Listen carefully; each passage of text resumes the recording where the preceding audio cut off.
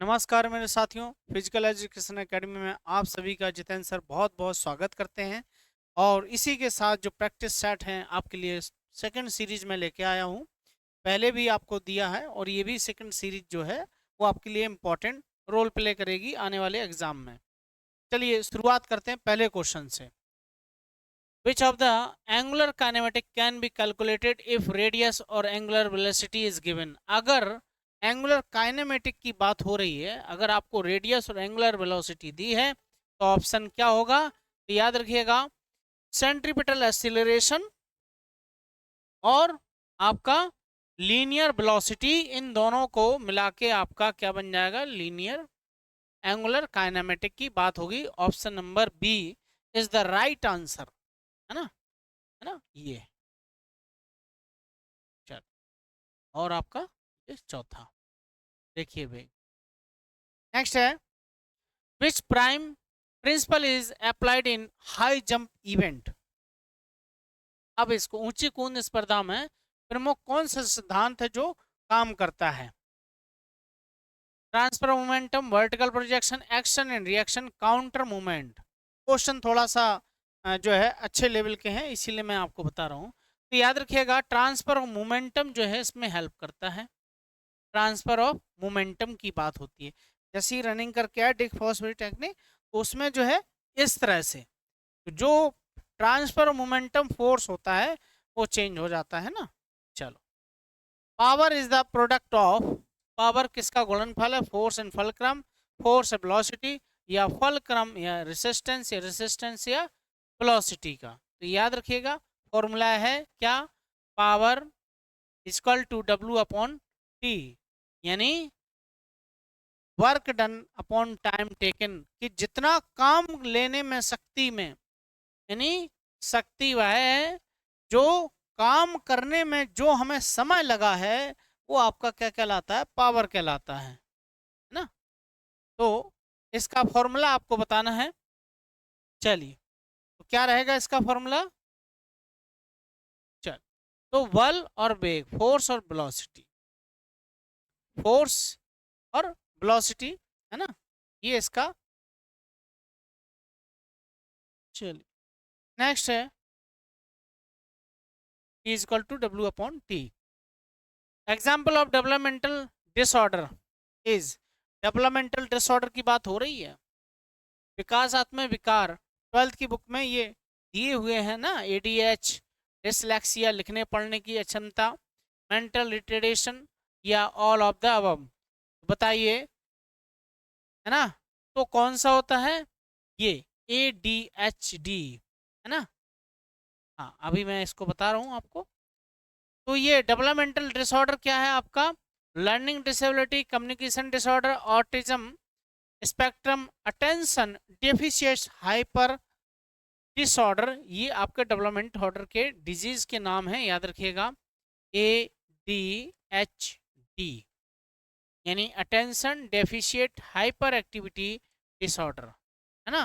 Developmental coordination जो है disorder है। डिसलेक्सिया क्या है? Learning disability, they make hard to read and write and spell, बोलने लिखने पढ़ने की हम डिसलेक्सिया कहते हैं। तो याद रखिएगा एडीएच, है ना। चलो, नेक्स्ट है क्वेश्चन नंबर 5। द राष्ट्रीय खेल प्रोत्साहन पुरस्कार award is given to an institute promotion education in the country, the institution promoting research in the country, the institution promoting sports in the country, या outstanding sports personality in the country। अंतरराष्ट्रीय खेल राष्ट्रीय खेल प्रोत्साहन दिया जाता है किसको? देश में शिक्षा को बढ़ावा देने वाली संस्थाओं में, या देश में अनुसंधान को बढ़ावा देने वाली संस्थाओं को, देश में खेलों को बढ़ावा देने वाली संस्थाओं को, या खेल के उत्कृष्ट खेल हस्तियों को। बताइए, क्वेश्चन नंबर 5। तो देश में खेलों के बढ़ावा देने के लिए the institution promoting sports in the country कौन कौन सी है? आइए देखते हैं, मैं बताता हूँ। राष्ट्रीय खेल पुरस्कार की उन संगठनों को दिया जाता है जिन्होंने भारत में खेलों के विकास संवर्धन में महत्वपूर्ण भूमिका निभाई हो। यह पुरस्कार 2009 से स्टार्ट हुआ था। कब से स्टार्ट हुआ था? तो 2009 से स्टार्ट हुआ था। इसमें कौन कौन से जो हैं तो कोऑपरेटिव संस्थाएं हैं, निजी सार्वजनिक हैं, और स्पोर्ट्स कंट्रोल बोर्ड है, एनजीओ भी है, राज्य की जो स्टेट बॉडी है और नेशनल लेवल की, उनको भी इसमें रखा गया है। तो जो 2023 की जो घोषणा की गई थी पुरस्कार देने की, कौन से, राष्ट्रीय, है ना, RKPPV इसका नाम है, राष्ट्रीय खेल प्रोत्साहन पुरस्कार। तो उड़ीसा माइनिंग कोऑपरेटिव लिमिटेड को जो है ये खेलों के 2023 का पुरस्कार दिया गया था। और जेम यूनिवर्सिटी को, जो डीम्ड यूनिवर्सिटी है जैन की, कहाँ की है, बेंगलोर की, इसको भी दिया गया था। खेलो इंडिया यूनिवर्सिटी में काफ़ी फेमस रही है, इतना मैंने आपको बता दिया। विच of the following which among the following is typical used to display all kind of creative work of student in the classroom, यानी निम्नलिखित में से किसका उपयोग आमतौर पर कक्षा में छात्रों के सभी प्रकार के रचनात्मक कार्यों प्रदर्शन करने के लिए किया जाता है।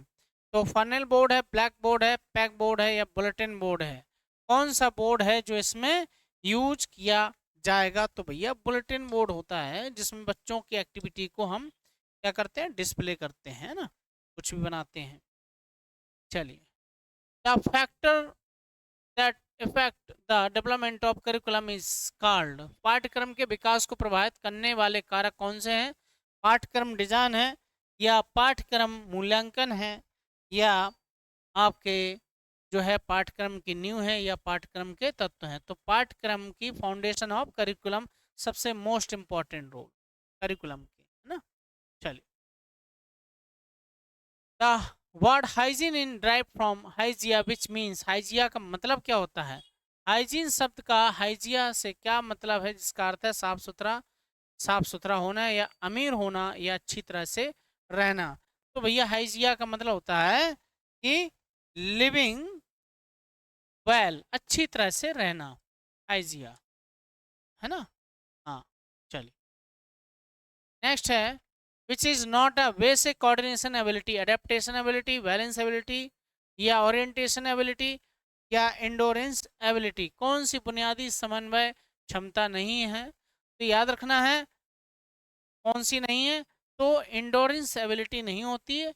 और ये कितनी होती हैं? 7 होती हैं। देखिए कौन कौन सी होती हैं, डिफ्रेंशिएशन एबिलिटी होती है, ओरिएंटेशन होती है, coupling ability, reaction ability, balance ability, rhythm ability, और अडेप्टेशन एबिलिटी। यूपी पीजीटी में 2021 में ये क्वेश्चन आ चुका है। इस पे पूछा गया था, तो उसने पूछा था भाई, ये 3 दिए थे, उसमें ऑप्शन बताना था कि कपलिंग एबिलिटी का नाम है या रिदमिक एबिलिटी का नाम है ना। और ये क्वेश्चन जो है आपके यूपीएलटी एग्जाम जो हुआ था 2018 में, उसमें भी ये क्वेश्चन आ चुका है। चलिए, the adaptation brought about why the training will gradually weaken is non age, प्रशिक्षण द्वारा लाया गया अनुकूलन धीरे धीरे कमजोर हो जाएगा, जिसे कहा जाता है विशिष्ट अधिभार, पुनर्प्राप्ति, या प्रतिवर्ता। तो याद रखिएगा रिवर्सिबिलिटी, क्वेश्चन नंबर 10th का डी, है ना। चलो, fartlek training, basic principle of fartlek training, variation in duration, variation in place, variation या पेस, या variation in strength. Fartlek training के बारे में आपको बताना है, क्या रहेगा? तो भैया गति में भिन्नता रहेगी, वेरिएशन इन प्लेस, कभी ऊंचाई पे भी जाते हैं, निचाई पे भी आते हैं, पहाड़ों पे भी ऊंचे नीचे, सब इस तरह के, है ना। ability to reach maximum speed of the momentum without resistance or against slight resistance through muscle contraction is, बिना किसी प्रतिरोध के या मांसपेशियों के संकुचन के माध्यम से मामूली प्रतिरोध के खिलाफ आंदोलन की अधिकतम गति पहुंचाने की क्षमता है ना। क्वेश्चन नंबर 12, तो क्या है कि असाइकिल स्पीड है, असाइक्लिक स्पीड है, असाइक्लिक स्पीड है, याद रखिए, है ना। चलिए, which of the following memory is used for storing software that does not need update, flash memory, ROM, RAM, S ROM, या डी रोम? बताइए, क्वेश्चन नंबर 13, है ना। तो रोम, रैंडम एक्ट नहीं, रोम, रीड ओनली मेमोरी, इसका मतलब होता है रीड ओनली मेमोरी। चलिए, ये क्वेश्चन भी इस तरह से आ जाते हैं ना physical education. Sequence of sequence of normal distribution is, सामान्य वितरण विषमता है, नेगेटिव है, पॉजिटिव है या जीरो है। तो भैया इसको ऐसे समझना है ना, ये किसकी बात कर रहा है, स्टैटिक में आपके बेल से। जब ये जाएगा तो ये प्लस में है, जब ये आएगा तो ये माइनस में है। तो ये जो बीच वाली वैल्यू हो गई वो तो ना प्लस है ना माइनस है, वो क्या है भाई, जीरो है ना, जीरो है, शून्य है। ऑप्शन नंबर सी, इसको हम बोलते हैं नॉर्मल प्रोबेबिलिटी कर्व, एनपीसी, याद रखिएगा। इस तरह से देखिए, जो पॉजिटिव वैल्यू होगी सिक्वेंस और जो नेगेटिव वैल्यू होगी और सिमेट्रिकल यानी ऐसे, ये हो गई आपकी क्या, सिमेट्रिकल, ये सिमेट्रिकल हो गई। और ये जो है पॉजिटिव वैल्यू यानी यहाँ से बढ़ रहा है, ये घट रहा है, माइनस हो रहा है ना। Sequence the normal distribution is zero, important line है, समझते हुए चलिएगा। सिक्वेंस है, ये इंपॉर्टेंट लाइन है, समझते हुए चलना है। Sequence measure the degree of asymmetrical in the probability distribution, यानी ये क्या है, विषमता, संभवता वितरण में विषमता की डिग्री को मापती है। और अ perfectly symmetrical data set is sequence of zero, क्या रहेगा, तो ये आपका क्या रहेगा, जीरो रहेगा, है ना, ये प्लस ये माइनस ना। हाँ, तो याद रखिएगा। चलो, optimal arousal theory of anxiety was postulated by Clark, Carron, Martin या यूरोहानिया। चिंता के वैकल्पिक उत्तेजना जो है निम्नलिखित में किसके द्वारा प्रतिपादित किया गया था, ऑप्टिमम अराउजल थ्योरी बताना है। हाँ, वेरी गुड। देखिए, optimal arousal theory Ernest Dodson, Yerkes Dodson, the optimal arousal theory also known as the Erkes-Dodson law, psychological theory that explain how arousal level affect performance। कैसे, मान लीजिए आपका selection हो गया तो वो, या मान लीजिए आ रिजल्ट आना है यूजीसी नेट का, सुबह जैसे रिजल्ट आना हो, अरे मेरे इतने नंबर बनेगा, मेरे मेरिट में होगा कि नहीं होगा, मेरे इतने नंबर हैं कि नहीं होगा, अरे मेरे 81 बन रहे हैं या मेरे 91, मेरा जीआरएफ हो सकता है, लास्ट चांस था। तो ये जो है बताता है आपका, है ना। तो यार से यहाँ पर ये जो है ना, नाम चेंज करना आपको, है ना, ये नाम थोड़ा सा चेंज करना है, यार, है ना। चल, ये क्या नाम है, याकिन्स, है ना, इसको नाम थोड़ा सा चेंज कर लीजिएगा।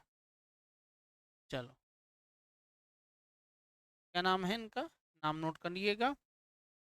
अरे यार, YERKE, डॉटसन, ये नाम लिखिएगा। डी ऑप्शन रहेगा, लेकिन यहाँ पर थोड़ा सा वो टाइपिंग एरर हुई है इस वजह से, है ना। हाँ, डॉटसन। चलिए, हाँ, ठीक। तो ये जो है option number D is the right answer. ठीक, चलो,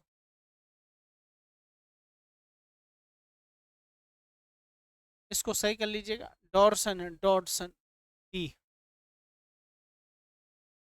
विच is the most reliable method of postural assessment for sports person, visual observation, plumb line method या गोनियोमेट्री या रेडियोग्राफी मेथड। खिलाड़ियों के लिए आसन आकलन क्या है, सबसे विश्वसनीयता विधि कौन सी है, क्वेश्चन नंबर 16। तो भैया रेडियोग्राफिकल, है ना, रेडियोग्राफिकल मेथड जो आपके पोस्चर के बारे में बताएगा। Lordosis kyphosis name is the test which assist the athlete agility and balance. उस परीक्षण का नाम बताइए जो एथलीट की चपलता और संतुलन को आकलन करता है। बर्फी टेस्ट, जिगजैग टेस्ट, इलियो इलियोनोइस एजिलिटी टेस्ट रन और या रेस्ट टेस्ट, बताइए इसमें क्वेश्चन नंबर 17 में क्या रहेगा? याद रखिएगा बर्फी टेस्ट, एजिलिटी को और बैलेंस को दोनों को करते चलता है। The test and measurement are vain and meaningless without, परीक्षण मापन बिन अर्थहीन हो जाते हैं किसके? रिकॉर्डिंग डाटा प्रिसिएशन या रिकॉर्डेड फैक्ट इंटरप्रिटेशन या principled evolution testing procedure analysis. Question number 18 है ना। तो ये कैसे रहते हैं? प्रिंसिपल एवोल्यूशन, सिद्धांत आधारित मूल्यांकन, इसके बिना ये क्या है? अर्थहीन है। चलिए क्वेश्चन नंबर 19 आपके सामने है। Norms of physical fitness test battery are work in the considered. Physical fitness battery के मापदंड निम्नलिखित में से ध्यान में रखकर बनाए जाते हैं। किसको ध्यान में रख के? याद रखिएगा आपको एज एंड वेट, है ना, एज और वेट को देख के बनाए जाते हैं, याद रखिएगा। चलो क्वेश्चन नंबर 20, ये यूजीसी बैच जो है आपका, इसमें जो दिसंबर के लिए, ये दिसंबर की तैयारी है हमारी, दिसंबर के लिए जो स्टूडेंट जुड़ना चाहते हो तैयारी के लिए, वो स्टूडेंट जुड़ सकते हैं। ये जो है इसकी टाइमिंग आपकी 8:30 से 9:30 टाइमिंग है, आप जुड़ सकते हैं, है ना। और पूरे फुल कोर्स जो है 6 मंथ की इसकी वैलिडिटी रहेगी, आपकी 6 मंथ की वैलिडिटी रहेगी इसकी, ठीक है। हाँ 6 मंथ की इसकी वैलिडिटी रहेगी आपको। और इसमें हमारे साथ एक्सपर्ट पैनल के स्टूडेंट हैं, साथ में हमारे जो आपको यूजीसी नेट के बारे में बहुत अच्छे से कई बार जेआरएफ क्वालिफाई हैं, वो भी हमारे साथ जुड़े हुए हैं। और उसी को लेके ये जो है आपके लिए बैच लाया हूँ मैं। चलिए, out of the various group of test mention below identify the modern ability test. Roger test है, या Barrow test, McCloy test, Scott test, Kraus Weber test है, हार्वर्ड स्टेप टेस्ट है, सार्जेंट टेस्ट है, या जेसीआर है, कूपर टेस्ट है, या आपके अपर टेस्ट है, या कनेडियन टेस्ट है, हार्वर्ड टेस्ट है, ओरियानो टेस्ट है, या जॉनसन टेस्ट है, एडम टेस्ट है, या फ्लैशमैन टेस्ट है। इसका जो आंसर आपको रहेगा वो रहेगा आपका डी। ओरियानो टेस्ट जो है आपके स्ट्रेंथ और फ्लेक्सिबिलिटी को मेजरमेंट किया जाता है, स्ट्रेंथ, फ्लेक्सिबिलिटी और कोऑर्डिनेशन, यानी किसके? ये जॉनसन टेस्ट जो है आपके आर्म और शोल्डर को। और ये ओरियानो जो यूनिवर्सिटी है इसने इसको डेवलप किया था 1962 में। कब डेवलप किया था? तो 1962 में ये डेवलप हुआ था, याद रखिएगा। ओरियानो टेस्ट यूएसए की यूनिवर्सिटी है, उसने ये डेवलप किया था। चलिए option number D. Question number 21, the term validity use a suitable substitute for reliability as one of the test criteria is। परीक्षण मापदंड में से एक रूप में विश्वसनीयता के विकल्प के रूप में इस्तेमाल किया जाने वाला शब्द वैधता, अनुकूलनशीलता, अनुकूलनशीलता, अडेप्टेबिलिटी, 2 बार हो गया, रिटेबिलिटी या एप्लीकेबिलिटी। क्वेश्चन नंबर 21, तो क्या रहेगा? रिपीटेबिलिटी, रिपीट होना, रिपीट होना। चलिए question number, for measuring which of the following functioning Oriano motor fitness test was established to determine physical fitness status per grade level, identify those below standard so as start program improvement of fitness। the या सी है to advise youngster to choose sports to motivate youngster। Option बताना है इसमें से क्या रहेगा। हाँ, तो इसका ऑप्शन जो रहेगा आपका A B D. A physical fitness की बात मैं बता ही रहा था आपको, है ना। B identify standard to start fitness program, और डी आपका रहेगा टू मोटिवेट, ABD। चलिए question number 23, which of the following are classification of the flat feet. ये क्वेश्चन यूजीसी नेट के अभी जून वाला जो पेपर हुआ था उसमें ये क्वेश्चन पूछा गया था, क्वेश्चन नंबर 23। हाँ, तो इसमें क्या रहेगा, फेस बैलेंस रहेगा, है ना, और प्रोनेटेड फ्लैट फुट रहेगा, और डी लचीले फ्लैट फुट रहेगा, फ्लेक्सिबल रहेगा, ACT। तो ऑप्शन नंबर आपका क्या रहेगा, ACD, है ना। हाँ, इम्पॉर्टेंट है फंक्शनल, और मैंने वो जो आपको फॉर्मेटिज वाला चैप्टर पढ़ाया है उसमें ये आपको समझ में आ जाएगा। The correct sequence of the influencing projectile motion, flight time, minimum height, vertical velocity, horizontal velocity, trajectory, flight time या vertical velocity, horizontal velocity, maximum height, flight time, vertical and horizontal velocity, flight time, maximum height, horizontal velocity and vertical velocity. चलिए question number 24, तो क्या रहेगा, flight time, maximum height, vertical velocity, याद रखिएगा, है ना। Factor affecting में पढ़ेंगे, ये देखिए, है ना। हाँ, तो जितना मैक्सिमम देगा उसी पे ये बनेगा। Question number 25, recreation movement in India was started. Bharat में मनोरंजन आंदोलन की शुरुआत किसने की, डी मेलो, GD सोंधी, SC बक या वैद्य ने, बताइए। तो GD सोंधी ने की थी, याद रखिए, और इनको फादर ऑफ एशिया भी बोला जाता है। तो ये तो थी आपके लिए प्रैक्टिस। इसी तरह के क्वेश्चन जो हैं आपको सिंपलिटी कॉम्प्लेक्स मिलते रहेंगे। और अभी सभी साथियों से निवेदन है कि क्लास को शेयर सब्सक्राइब जरूर करिए, क्वेश्चन समझ में आए कमेंट और शेयर जरूर करिए, जिससे कि मैं मोटिवेट होता रहूं। जय हिंद मेरे साथियों, जय हिंद।